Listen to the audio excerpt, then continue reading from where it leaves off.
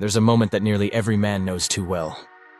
The instant an attractive woman catches the eye, time seems to slow. The heart races. The hands grow clammy. The mind, once sharp and logical, suddenly goes blank. For many, this rush of adrenaline feels like panic, a signal to retreat. Yet in truth, that very feeling is a doorway. It's the body's way of preparing for something meaningful. Studies show that over 70% of men experience significant anxiety when approaching someone they find attractive. That statistic alone proves one thing: it isn't weakness, it's human nature. The men who appear fearless aren't immune to fear. They've simply learned to work with it instead of against it. Fear, when understood correctly, isn't the enemy, it's the instructor. The fear of rejection is ancient. It's wired deep into human evolution. In tribal times, rejection by the group meant isolation, which often meant death. Fast forward to the modern world, and the same primal mechanism still fires when social acceptance feels at stake. The difference is that the stakes are no longer survival, they're emotional. Approach anxiety is simply the body's fight or flight response misinterpreted. What feels like danger is actually excitement. The heart doesn't race because something is wrong, it races because the moment matters. Those physiological sensations, racing pulse, dry throat, shaky voice, are signs that the body is preparing for action. Interpreted correctly, they can become fuel instead of friction. The most confident men in the world still feel nervous before approaching someone new. The distinction lies in their interpretation. They've trained their minds to see those sensations as readiness, not fear. Most popular dating advice spreads one destructive idea: pretend to be confident until it becomes real.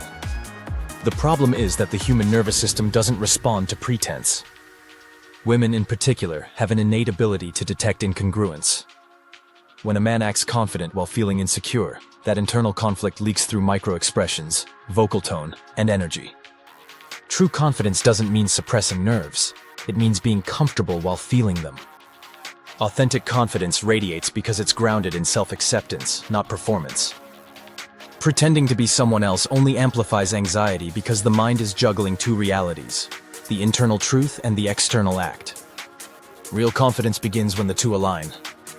When nervousness is acknowledged without shame, it loses power. Feeling nervous before an approach is not a flaw. It's a compass. It points toward growth and possibility. Nervousness means the situation matters, that it carries emotional value. It's proof that comfort zones are expanding. The key is not elimination, but reinterpretation. Average men interpret nervousness as inadequacy. Something's wrong with me. Successful men interpret it as opportunity. This matters, therefore it's worth doing. Consider Marcus, a high-performing professional who excelled in business but froze in dating situations. His fear wasn't lack of ability, it was misinterpretation. Each time he felt nervous, he assumed it meant failure was imminent. Through a simple cognitive reframe, that pattern changed. He began to label nervousness as excitement. The body's reaction stayed the same, but the mental meaning changed everything. Within weeks, his demeanor transformed. The same physiological sensations that once triggered paralysis now triggered motion. That shift in perception is the foundation of emotional mastery. Let's take a look at some strategies for this. Strategy 1, the 3-second rule. When the brain perceives social risk, it floods the system with cortisol and adrenaline. The longer hesitation lingers, the stronger those chemicals reinforce avoidance. The 3-second rule bypasses this loop entirely. The principle is simple. Once a person catches the eye, act within 3 seconds. Walk over. Say something, anything. Movement interrupts analysis. The logical brain, which invents excuses, hasn't yet had time to interfere. Action takes the driver's seat before fear tightens its grip. The purpose isn't perfection, it's momentum. Confidence grows not from thinking, but from doing. Every time movement replaces hesitation, the mind learns that fear doesn't control behavior. Over time, the brain rewires itself to associate approach with safety rather than danger. Strategy 2, authentic interest over performance. Authenticity outshines performance every time. Many men rely on rehearsed lines or memorized routines, believing cleverness wins affection. Yet genuine curiosity is far more magnetic. When someone feels truly seen and heard, attraction naturally follows. Approach from the mindset of offering energy, not extracting it. Most men approach trying to get something: validation, attention, a phone number. That energy feels needy and transactional. The confident man approaches to share something: his curiosity, humor, or presence.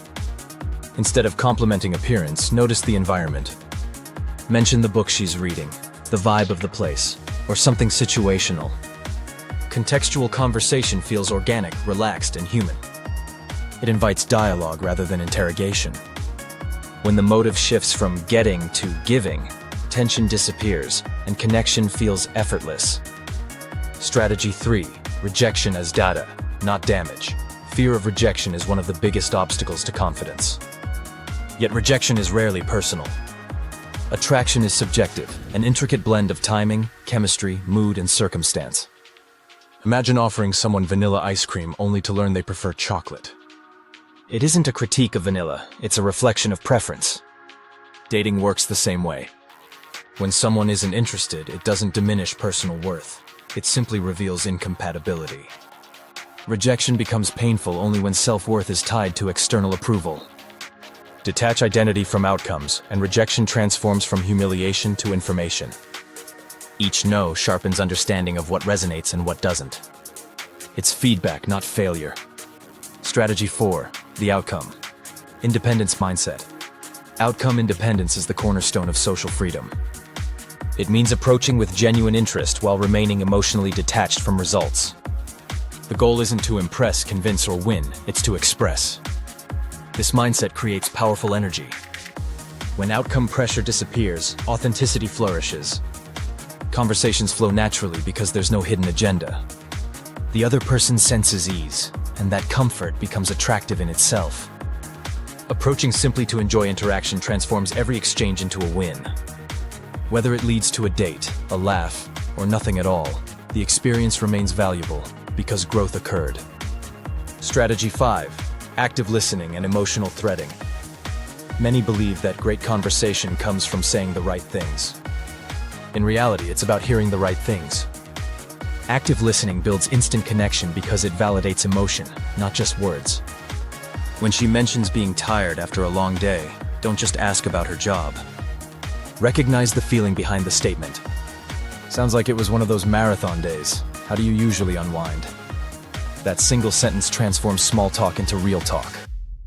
This is called emotional threading, taking the emotion within her statement and weaving it into the next part of the conversation. It creates continuity, depth, and resonance. People remember how they feel more than what was said. Making someone feel understood is the highest form of attraction. Strategy 6: body language that reflects presence. Words matter, but energy speaks louder. Confident body language isn't about puffing the chest or forcing posture. It's about grounded relaxation. Stand with both feet rooted, shoulders at ease, and breathing steady. Maintain gentle eye contact, neither piercing nor evasive. Avoid fidgeting. Every motion should communicate calm awareness rather than tension. The body mirrors the mind. When internal dialogue is frantic, movements reveal it. When the inner world is still, that stillness radiates outward. Energy is contagious. Approach with tension, and others will mirror it. Approach with centered calm, and they'll feel drawn in. Strategy 7: recognizing the right timing. Social intelligence includes understanding timing. The ideal moment to approach isn't random, it's visible through subtle cues. Green light signals include relaxed posture, occasional eye contact, open body language, or a gentle smile. If someone seems focused, hurried, or withdrawn, respect their space. Patience communicates maturity, and awareness of context creates smoother interactions. Confidence includes discernment, the ability to read the environment before engaging. Strategy 8: progressive desensitization. Approach confidence doesn't appear overnight. It's built through gradual exposure. Psychologists call this progressive desensitization. Start small. Make eye contact and smile at strangers. Offer genuine compliments unrelated to appearance. Mention someone's jacket, dog, or book choice. Chat briefly with cashiers or baristas. Each minor success trains the brain to view social risk as safe. Eventually, conversations with strangers become natural. Anxiety fades because the mind no longer associates social initiation with threat. Every small step compounds. Confidence is cumulative repetition, not sudden transformation. Strategy 9. Grounded masculine energy. True masculine confidence isn't loud, it's steady. It's the quiet assurance that radiates from someone who trusts himself. Grounded energy comes from alignment, knowing values, purpose, and boundaries. When that foundation is solid, interactions with women become authentic expressions rather than performances. The goal isn't domination or validation, it's presence. Women are drawn not to bravado, but to emotional stability. The man who remains composed under pressure signals strength, safety, and leadership. That energy can't be faked. It must be cultivated through consistent self-development, physical fitness, mental discipline, emotional awareness, and purpose-driven living. Strategy 10. Integration. Confidence through action. Confidence is not a concept to understand. It's a behavior to embody. Reading about it or visualizing it helps, but transformation only happens through repetition. Each time action replaces hesitation, self-trust grows. The brain records proof of capability. Over time, that evidence becomes identity. A confident man isn't defined by perfection, but by pattern. The repeated choice to act despite uncertainty. Approach anxiety gradually fades, replaced by curiosity, excitement, and ease. The unknown becomes adventure rather than threat. Confidence is not the absence of fear. It's the decision that fear will not dictate behavior. Every man who appears effortlessly composed in social situations still feels that familiar rush of adrenaline. The difference lies in interpretation. Where most see danger, the confident see potential. Approach anxiety isn't a flaw, it's a natural biological response waiting to be reprogrammed. With every small step, the brain learns that uncertainty equals opportunity. Authenticity remains the magnetic force behind attraction. No script, no tactic, no clever trick can replace genuine presence. When comfort within replaces the need for validation from without, confidence becomes inevitable. Every interaction is a mirror, reflecting back the energy projected. Approach from scarcity, and scarcity returns. Approach from abundance, and abundance meets it. The woman of someone's dreams isn't waiting for perfection, she's waiting for authenticity. The nervousness that once felt like an obstacle becomes the very energy that signals courage and growth. Confidence begins the moment movement replaces overthinking.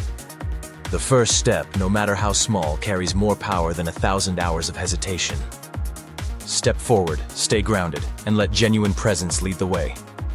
If you found this video helpful, hit the like button and don't forget to subscribe.